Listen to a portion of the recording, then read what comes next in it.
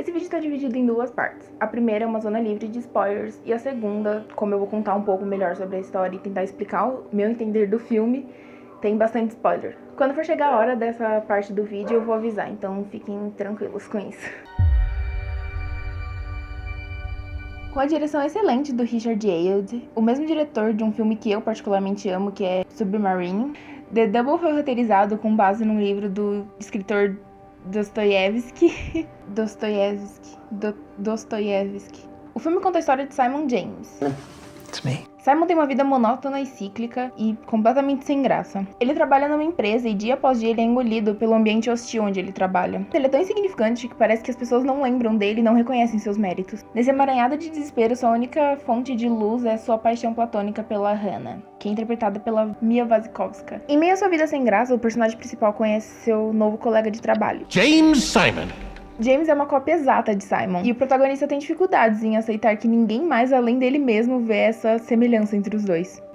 Enquanto Simon é um sujeito tímido, introvertido e que não sabe demonstrar os seus sentimentos e que tem vocação nula para se impor no ambiente de trabalho e demonstrar suas habilidades, James é completamente o oposto. Ele é extrovertido, encantador e tem muito jeito com as mulheres, e ele tem um dom incrível de se vender, sabe? De vender a sua imagem, as suas habilidades, que na verdade ele nem tem. O diretor de fotografia, Eric Wilson, juntamente com a edição e a montagem feita pelo Chris Dickens e Nick Filton, eles criaram uma estética que combina muito bem com o roteiro. Cenas escuras, ambientes fechados e takes minimamente mais longos do que o necessário faz com que o espectador tenha durante o filme inteiro uma sensação de estranheza, de desconforto, e faz com que a gente se sinta claustrofóbicos enquanto a gente assiste o filme, sabe? Que nos passa a mesma sensação que o Simon sente durante a vida dele. A exceção dessa regra é justamente quando a Hannah aparece em cena, porque são takes muito mais abertos e amplos e cenas muito mais iluminadas.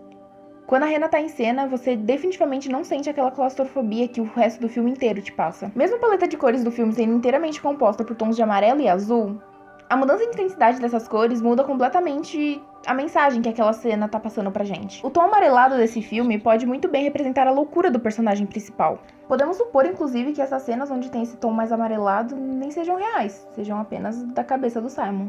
O azul, uma cor fria, pode representar melancolia, calma, passividade. E nas cenas onde essa cor é predominante, você pode muito bem descrevê-las com esses adjetivos. O vermelho, que aparece em algumas cenas específicas, pode muito bem representar os sentimentos de raiva, poder ou até mesmo violência. A partir de agora eu vou falar a minha interpretação do filme e, com certeza, vão conter spoilers.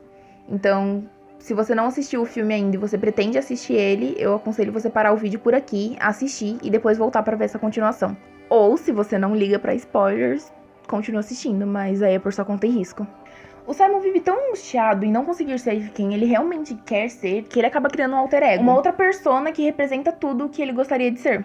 Sendo assim, o James é apenas uma outra personalidade do Simon, e não uma outra pessoa separada, sabe? No começo do filme fica difícil você acreditar nessa hipótese, porque eles sempre mostram o James e o Simon em cenas juntos, ou tendo relacionamentos diferentes com as mesmas pessoas. Mas se você pensar que quem narra o filme é o Simon, e que as coisas que acontecem ali é da perspectiva dele, de como a sua mente, que já não tá mais tão sã, narra os fatos que aconteceram, as coisas começam a se encaixar melhor.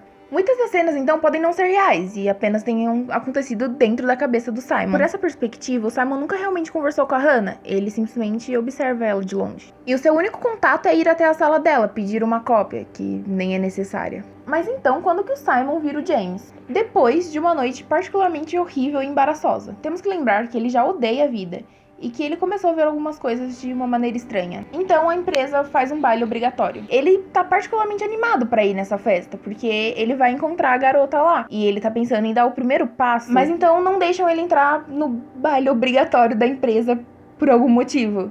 Então ele vê a garota dentro do baile, mas ele simplesmente é escoltado pra fora. Todas as pessoas da firma vendo isso transformam aquilo numa grande vergonha pra ele. Então, no final dessa cena, ele diz: This is not me, sir! Depois desse evento, ele fica um pouquinho mais louco e ele decide que ele não quer mais aquela vida. Que este não é realmente quem ele é. É daqui em diante que ele trabalha pra mudar a sua personalidade e acabar, de fato, se tornando o James. Mas ele sempre parece que tá vendo o James da perspectiva do Simon. da sua antiga personalidade. Ele não, como se ele realmente estivesse vivendo aquilo. Ele tá vendo meio que na terceira pessoa. Sendo James, ele age com mais confiança, mas ele é um idiota, basicamente. Mas ele sabe que aquele não é realmente ele. Mais tarde no filme, ele tem uma luta entre ser essa nova personalidade, o James, ou ser ele mesmo, o Simon. A partir desse ponto, Simon é apenas seus próprios pensamentos e o que ele acha sobre como ele tá agindo agora. As pessoas com quem ele fala como Simon provavelmente também são apenas coisas da cabeça dele, sobre o que ele pensa sobre o James ou o que ele pensa que as pessoas pensariam sobre o James. Então ele decide mudar a sua vida. A cena em que ele é escoltado pra fora do baile faz com que ele veja um homem entrando no prédio da Hannah. Então ele vai pro telescópio e ele vê um cara parecido com ele. Mas essas cenas não são reais. É apenas um retrato do que aconteceu na mente do Simon. O que aconteceu de verdade foi que ele comprou um apartamento acima da garota. Isso aproxima ainda mais da garota e faz com que ele tenha um lugar físico para se separar do James, sua nova personalidade, e a sua antiga, Simon. Quando seu cartão de empregado, que metaforicamente representa a sua personalidade de Simon, é cortado e o James é apresentado na empresa, novamente isso não aconteceu de verdade. É apenas uma metáfora para demonstrar a criação dessa nova personalidade do Simon. E ele não desmaiou literalmente. E nem conversou com aquele cara de bigode perguntando se ele não viu alguma semelhança entre ele e o cara novo. O resto do filme é uma luta entre essas duas personalidades. Talvez ele esteja decidindo qual das duas personalidades ele vai matar no final. Se ele matar essa nova personalidade falsa e arrogante do James, ele provavelmente vai voltar onde ele estava no começo, com aquela vida miserável como Simon. Ou ele pode matar sua personalidade como Simon, o que pode significar que ele desistiu de viver e resolveu acabar com a sua própria vida. O melhor caso seria se ele deixasse de ser como Pinóquio, controlado pelas cordas de James. Ser ele mesmo como uma pessoa real. Mas matar apenas James não é uma tarefa fácil, porque agora eles são uma única pessoa, eles fazem parte da mesma pessoa. Ele tá ficando meio louco, quer dizer, ele tá ficando mais louco ainda, e ele acha que essas duas personalidades são pessoas diferentes. James tá tentando assumir o controle, e parece que o Simon precisa dele pra conseguir promoções no trabalho ou ficar com a garota. Será que ele é capaz de matar o James sem matar o Simon também? O final do filme é o Simon pulando do prédio.